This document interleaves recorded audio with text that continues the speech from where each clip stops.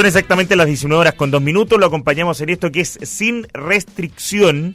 Fíjese que el liderazgo en los jóvenes es muy importante. Se pueden hacer muchas cosas con los jóvenes, aparte que tienen mucha energía. Ahí está, por lo menos, la fuente de los futuros políticos, los futuros líderes, la gente que puede hacer los grandes cambios. Y hoy día la Fundación Idea País hizo una actividad durante la mañana o parte del mediodía con distintos representantes de centros de alumnos de colegios. Y es por eso que nos acompaña el subdirector ejecutivo de Idea País, que es Pablo Valderrama, y también nuestro amigo Iván Zurich, cuyo cargo es director de Administración y Finanzas. ¿Y las niñas son directoras de qué, las que están afuera? De formación. De formación. Sí. ¿Ambas directoras de formación? Sí. Codirectora, ya. Director y subdirectora. Y el director de comunicaciones, Boris Preuser. Así estamos casi todos los directores. Ah, mira qué buena. Buenísimo. Entonces son todos. Y aquí está el director de los controles, Renato Sagreo, y el director de la conducción, José Luis Nicolás. Bueno. Preguntarles primero sobre Idea País, porque nosotros dijimos, hablamos un poco del nombre de la fundación, pero para que la gente introducir esto, ¿qué es Idea País? Bueno, Idea País es una fundación que nació hace 7 años en Santiago.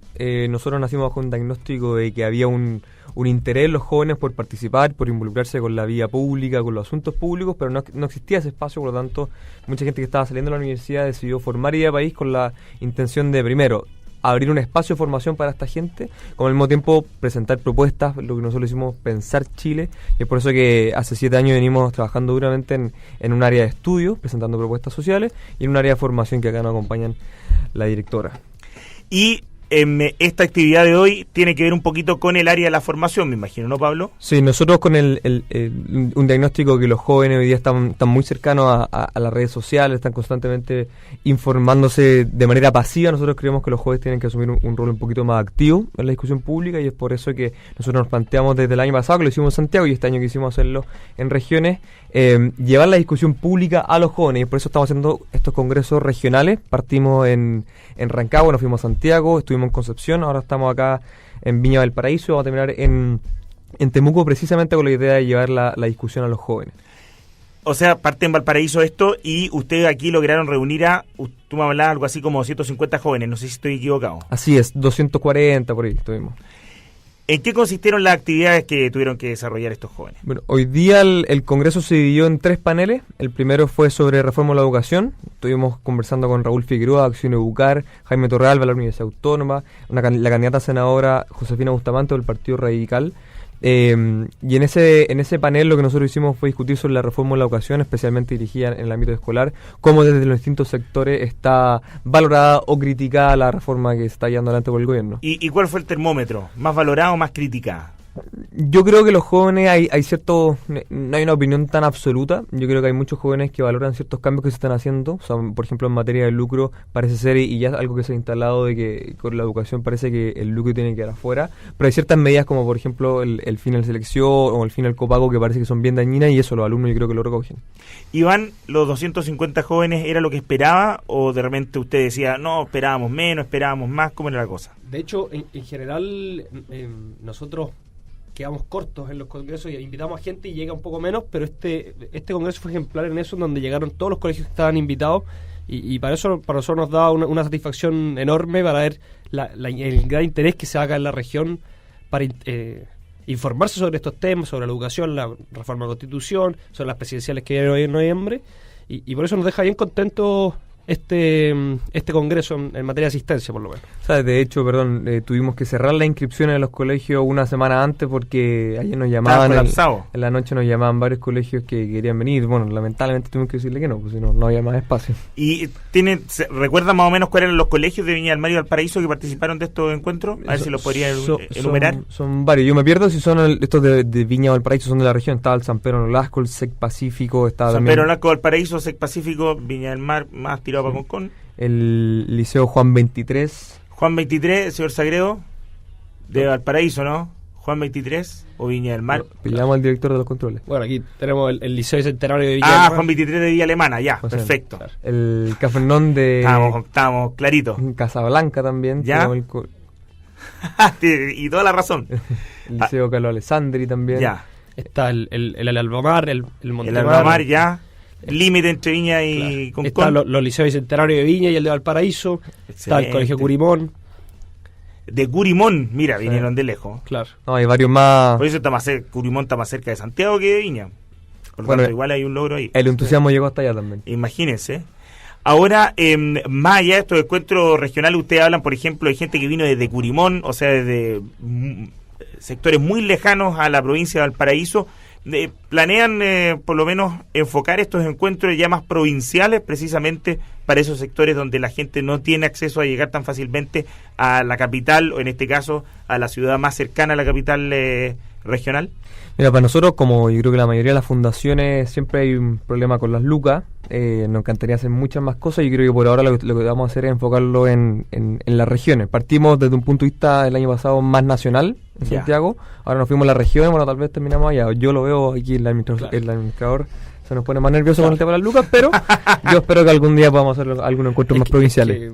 Bueno, como todos, lo que nosotros siempre decimos es, para cambiar Los el mundo temas de lucas siempre hay que son pagar la luz. complejos. Claro. Y ahí es donde necesitamos siempre más apoyo para poder llegar a más gente. ¿Cuentan con algún apoyo a empresas, sponsors que los acompañen en esta cruzada? Claro, aquí en estos congresos que estamos realizando, nosotros los realizamos junto a la Universidad Autónoma, un gran apoyo en estos congresos. También contamos con la fundación de la Cámara Chilena de Construcción, que se llama Empresa y Sociedad, que nos está aportando, y también por último la Fundación Hans Seidel, que es una fundación que se dedica a apoyar este tipo de iniciativas más políticas, fundaciones más políticas. ¿Ellos estuvieron presentes en esta instancia acá en la región de Valparaíso? La ¿De universidad, alguna forma?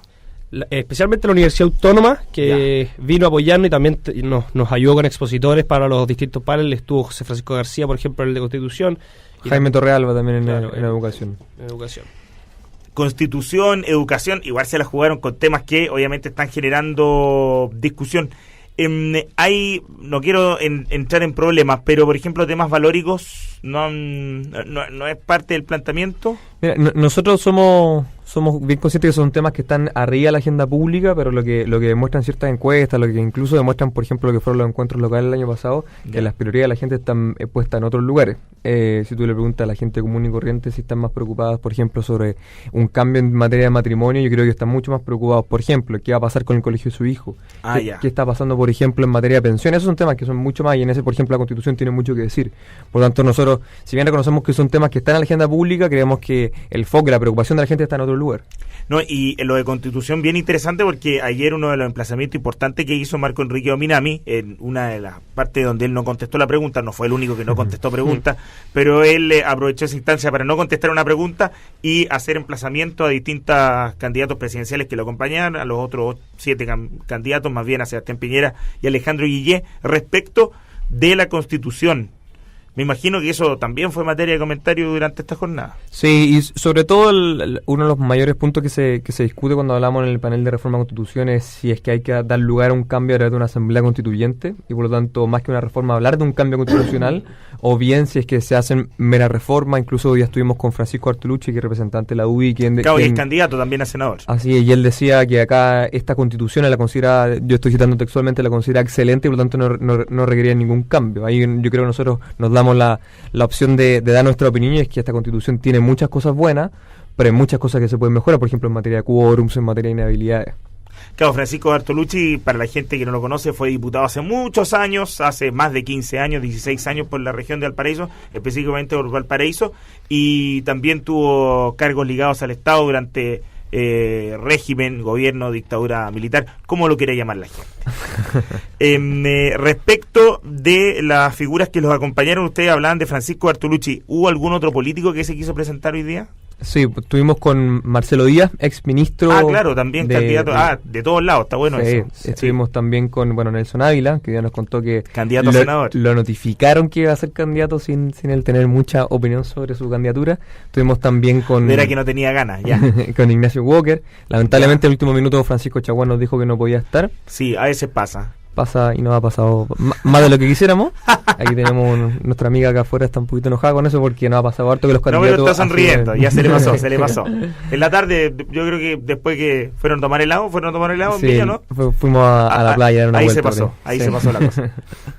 Así que estuvimos perfecto. con varios candidatos. Interesante lo de o sea, la mixtura que estuviese presente precisamente Marcelo Díaz, que aparte de una persona que fue ministro de Estado hace tan poco tiempo. No, muy buena disposición de parte del exministro, así, alguien con quien nosotros no compartimos el 100% las ideas, pero con un diálogo muy respetuoso, muy altura de miras, ¿no? Claro. No, digno de destacar. Y la idea un poco de los congresos también es llevar gente distinta que pueda dar visiones distintas para que el público, que son los estudiantes secundarios que están liderando un poco en sus colegios, puedan ver las diferencias y puedan nutrirse y poder preguntar y también salir de sus dudas con todo tipo de pensamiento. ¿Y Frente Amplio? La pregunta que se asentó. Tuvimos dos representantes. Ya. Jorge Brito, que es candidato a Revolución Democrática. Sí, y también Camila Rojas, que también es candidata. Oiga, ¿les parece si nos vamos a música? Vamos a la música. Ustedes son muy jóvenes para esta música, pero antes, por Dios, que vibraba la gente. Vámonos con Samantha Fox. Ya volvemos. Son las 19:15. Si no pudiste amar, ahora te puedes marchar. Eso es lo que dice más o menos, por lo menos la traducción de Luis Miguel de esta canción, pero estamos escuchando la versión de Samantha Fox, que es la buena, ¿no? Que es un poquito más antigua, tiene como 2 años menos. Ustedes querían hablar un poquito más de política. ¿Ustedes vieron el debate ayer en la noche? ¿Qué les pareció? Estábamos preparando las cosas para el Congreso, así que lo vimos entrecortado, pero algo vimos. Pero lo que alcanzaron a ver, ¿algún pasaje que les haya llamado la atención? Mira, yo algo leí, yo creo que con lo que alcanzamos a ver uno puede sacar esta conclusión, que es que los candidatos, yo creo, no están sabiendo leer lo que en verdad le importa a la gente. Y cuando uno dice lo que en verdad le importa a la gente, no solamente hablar de seguridad, hablar de educación, que es un tema, por cierto, muy importante, sino que ninguno de los candidatos es capaz de invitar a la gente a soñar por algo un poquito distinto. Y eso es lo que a mí me preocupa, porque al final la política, si se trata de hacer algunas cosas, un listado, un recetario de políticas públicas, como decimos nosotros, bueno, puros gerentes pueden hacerlo, pero cuando tenemos la visión de que la política está al servicio de algo más grande, yo creo que eso es lo que faltó ayer en el debate. Oigan, más allá de que este debate haya sido en la sede legislativa, esto que los debates salgan a regiones, que incluso hayan 2 periodistas que sean de regiones, un periodista de Talca, del diario El Centro de Talca, me imagino también ahí hay algo positivo. Claro, yo creo que ahí hay una buena señal de descentralización, que nosotros siempre hemos estado en Idea País en pos de eso, y también estos congresos que nosotros estamos realizando van un poco en esa línea. Nosotros somos de Santiago, pero queremos salir a regiones, creemos que es importante, que hay mucha gente valiosa en regiones que puede ayudarnos y que necesita un poco de estas cosas que no les toca en general, que les toca más a la gente de Santiago, y por eso, bueno, fuimos a Rancagua, fuimos a Concepción, estamos ahora acá y después nos vamos a Temuco, también en mira de esta descentralización. Nosotros hablamos un poquito de Meo, que no contestaba las preguntas, pero hay un caso emblemático que es el de Carolina Goich, a quien se le pregunta por el tema de los monumentos, una cuestión que cae en la región de Valparaíso, producto de la Casa Italia, también de el terreno del Jardín Pumpín, está muy en boga, y ella no lo contesta y aprovecha de hacer emplazamientos a los distintos candidatos. Le faltó ser un poquito más directo, ir más al meollo del asunto, a lo que se les consultaba a los candidatos, que dice Iván, que dice Pablo. Yo creo que eso es un problema. Yo no voy a decir acá el nombre porque no corresponde, pero nos pasó hoy día con uno de las personas que participó en el Congreso. Nelson Águila, ¿no? Nos pasó que nos dimos cuenta que él mintió derechamente. Entonces, ¿qué es lo que pasa ahí? Hay un problema con la política, yo creo que se refleja en varios ámbitos, no solamente en materia de corrupción, sino también que nos acostumbramos a la mala política. Esa mala política de, por ejemplo, no decir la vieja política que le llamaba, por ejemplo, Andrés Velasco. No responder las preguntas. Eso es impresionante. O sea, cuando alguien emplaza a alguien y son temas de interés, por ejemplo, a Sebastián Piñera, cuando se le pregunta legítimamente, acá más allá del valor que uno le dé sobre su fortuna, bueno, hay que responder. Yo creo que lo hace en gran parte, pero muchas veces no. O José Antonio Caz, ¿cuál es su posición respecto a los 17 años de dictadura? Beatriz Sánchez, ¿cuál es su relación con cuando ella veta a Sergio Melnik? Bueno, pero participa en la cantidad de canales y también de otros programas en los que participa gente en la que estuvo en la dictadura. Entonces es bien llamativo ese fenómeno. Ustedes saben, nosotros siempre lo contamos, nosotros tuvimos un suertazo la semana pasada, porque cuando empezó a ocurrir la polémica entre Beatriz Sánchez y Sergio Melnik, nosotros justo en la tarde teníamos una entrevista, y Sergio Melnik le contesta a través de los medios de comunicación a eso de las 6:30 de la tarde. Nosotros estuvimos a las 7 con Beatriz Sánchez y nos contestó, la había tratado de inmadura antes, por lo tanto, y ella no se lo tomó en muy buena onda. Es que Beatriz Sánchez se equivocó, yo creo que... Sí, puede que sí. Y Giorgio Jackson también con un tuit sobre Krasnov, yo creo que también se equivocó. Y ese es el problema cuando, yo creo, acá de dar mi opinión, uno se enfrenta a la política con una superioridad moral de decir lo que es bueno o malo. Y otro tema que no se ha comentado mucho, Iván, yo creo que tú ahí vas a tener algo de opinión respecto a eso, es la cantidad de candidatos presidenciales que son parlamentarios en ejercicio, una cuestión que no se había dado. No sé si ustedes lo tenían ahí presente. De hecho... 2 senadores, un diputado. 3 senadores y un diputado. O sea, la mitad de los candidatos tienen cargo en el Parlamento en ejercicio. De hecho, hoy día estamos conversando eso en el almuerzo y lo más emblemático y lo más curioso que se da es ayer cuando a Navarro se le pregunta, por ejemplo, sobre por qué esta aspiración presidencial, y dice porque ya no sé cuánto tiempo siendo senador y... Menos mal no le preguntaron por qué ella no esquía, ¿no? Claro. Son cosas que pasan. Perdón, te interrumpí. Era una broma. Sí, bueno. Que él tuvo una polémica hace un par de años por esquiar, tuvo un accidente, no sé si sí, me acuerdo. No, pero es impresionante ver cómo siguen en ejercicio. Quizás José Antonio Kast, al dar su dieta parlamentaria, da un poco de una buena señal. Y al sacrificar una reelección también. Claro. No, hay algo bien llamativo en eso. Yo creo que es positivo que de alguna manera regular estas cosas, ¿sabes? Por ejemplo, senadores... no quiero decir nombres, pero que llevan más en el Parlamento lo que nosotros llevamos vivos. Esa cuestión es bien mala para la política. No, y el hecho, por ejemplo, en el caso de los 3, ninguno de los 3 se juega la reelección en esta pasada. Así es. Eso también es un tema importante, es decir, claro, tienen pegada para 4 años más. Eso también es una lectura. Bueno, es que hoy ya lo conversamos después del Congreso, que es bien llamativo como en Chile tenemos mandatos presidenciales bien cortos con imposibilidad de reelección, pero tenemos gente que está en el Congreso y que por lo tanto, en el caso de los senadores, 8 años, cuando la mitad se renueva el Parlamento, la mitad del Senado, bueno, la mitad no tiene nada que perder. Entonces, cuando ese tipo de situaciones pasa, claramente la política yo creo que se va viciando un poco. Nosotros semana a semana participamos, tenemos un panel con Fundación Piensa en este programa, los días martes. Los conocemos. Les mandamos, y buena onda con Fundación Piensa. Saludos a Gonzalo García, gran amigo de nosotros. Ah, perfecto. Nosotros le mandamos saludos a Jaime Lin, que es quien viene toda la semana. Y nosotros hablábamos en esa sección del turismo parlamentario, es decir, de estos parlamentarios que viajan por todas las regiones del país, precisamente para buscar cupos y escaños. Acá hay casos emblemáticos, está el caso de Isabel Allende, está el caso de Marcelo Díaz, y podríamos nombrar algunos más. Mira, yo con ¿Ustedes eso... leen ese turismo parlamentario? Ya, yo creo que existe y yo creo que hay que tratar de que sea lo menor posible, pero también hay una realidad, y es que dada la oportunidad que existen en las principales ciudades, yo estoy pensando principalmente en Santiago, claramente ahí es una posibilidad para que más personas se formen y generen un interés por el servicio público. Por lo tanto, si bien hay que tratar de disminuir la cantidad de personas que van por lugares donde no trabajan o donde no nacieron, hay una frase que a mí me gusta mucho: uno no elige donde nacer, pero sí elige donde servir. Y yo creo que en ese punto, bajo ese punto de vista, hay mucha gente que sin nacer en el lugar, incluso sin trabajar, tiene mucho que aportar. Por lo tanto, yo así no sería tan drástico decir que todas las personas están mal, pero yo creo que hay que evitarlo un poco más.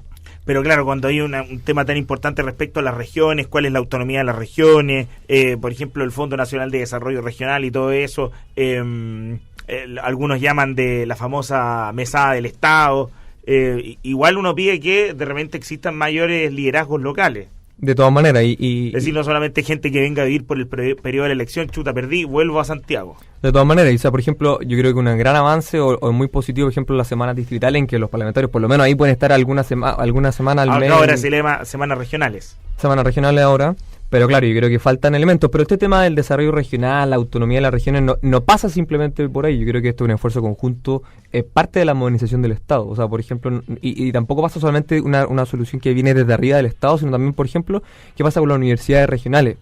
Hoy las universidades regionales son un espacio para la descentralización del país. El tema es que desde el órgano central, como Chile se decide, y esto es duro decirlo, entre cuatro cuadras que quedan en Santiago Centro, claramente va a ser muy difícil que las regiones se desarrollen. Están más subdivididas las universidades ahora. Por ejemplo, uno ve cómo están las universidades que son las privadas tradicionales, las estatales que también son tradicionales, obviamente. También están las privadas no tradicionales, está en el grupo el famoso G20 y todo eso. También ahí como que no se ponen de acuerdo. De repente debiese haber un trato más uniforme. ¿Qué es lo que creen ustedes? De todas maneras, y sobre todo por una visión mucho más global de lo público que representan las universidades. Hoy día las universidades públicas o algunos creen que las universidades públicas son solamente el Estado y por lo tanto se agrupan en torno a ciertos criterios que yo creo que son equivocados. Hoy día la deuda que tenemos y con una ley que se está tramitando en el Congreso bastante deficiente, claramente estas agrupaciones de universidades son incapaces de presentar las demandas correspondientes. O sea, tenemos un crunch que está enojado, todos estos números están todos enojados porque claramente hay una ley que no está satisfaciendo esa necesidad. Entonces, ¿cómo fortalecemos el rol público de las universidades? Bueno, primero reconociendo que no solamente las estatales son las que cumplen un rol público, y en segundo lugar fortaleciendo la capacidad que tienen, por ejemplo, de investigar, de formar mejores profesionales. Hoy día tenemos un problema con la calidad que es tremendo. O sea, la universidad Aplaplac, por ponerle algún nombre, es una universidad que funciona, que incluso puede estar lucrando. O sea, hay un problema brutal en materia de educación superior. Ustedes son de la Universidad Católica, de la Pontificia Universidad Católica, y obviamente esta semana ha estado muy presente una carta que se le escribe al rector de su universidad, no los quiero meter en problemas, a Ignacio Sánchez. ¿Ustedes están de acuerdo con esta lectura que existe, por lo menos de parte del rector, de que las universidades tienen que representar ciertos principios? O sea, nosotros, de hecho, esta semana salió una carta... De hecho, nosotros firmamos la carta. No, la carta... No está ya. No está ya, que nuestro director ejecutivo, Antonio Correa, esta semana en el Mercurio, junto a otros exalumnos de la Católica, mandó una carta en contra de esa primera carta de que firmaba George Jackson y otros más, en donde estaban en contra de esta opinión del rector Sánchez, en donde una universidad tenía que un poco coger la opinión de todo y no podía tener su ideario propio. Nosotros estamos con el rector en donde una universidad que más encima en su propio nombre dice ser pontificia puede tener su propio ideario, y uno sabe cuando entra a lo que se está metiendo. Uno sabe a lo que se mete, sí, claro. Mira, la verdad que aquí pasó la carta, yo no me acuerdo exacto lo que decía la carta de George Jackson y compañía, pero es una frase que yo la encuentro que es impresionante. Decía, el rector asume la vocería de la universidad, pero claramente la va a asumir. Sin duda, el rector es la voz de la universidad. El director de esta radio, así lo hace Antonio Correa como director ejecutivo de País. O sea, esa cuestión es bien llamativa. Y en segundo lugar, que ahí hay un claro transgresión a lo que nosotros conocemos como la libertad de asociación. Es decir, que las personas tengan la posibilidad de asociarse en torno a ciertas ideas, cierto ideario, lo que hace es precisamente reconocer la libertad de las personas. Entonces, cuando otras personas quieren transgredir ese ideario, lo que están haciendo es, yo creo, violar un derecho que es fundamental. Queremos agradecerle a Pablo y también a Iván, a las personas, al staff completo que nos ha acompañado en la Fundación, que han venido en pleno, que han estado hoy día en la región de Valparaíso, Idea País. Los felicito por esta actividad y espero nos volvamos a encontrar. De todas maneras, pues los vamos a invitar a algo más adelante. Entonces. Ahí vamos a seguir conversando Chao, que les vaya bien. Muchas gracias. 19:27, pausa, ya volvemos. Escuchas Sin Restricción en UCB Radio 103.5 FM.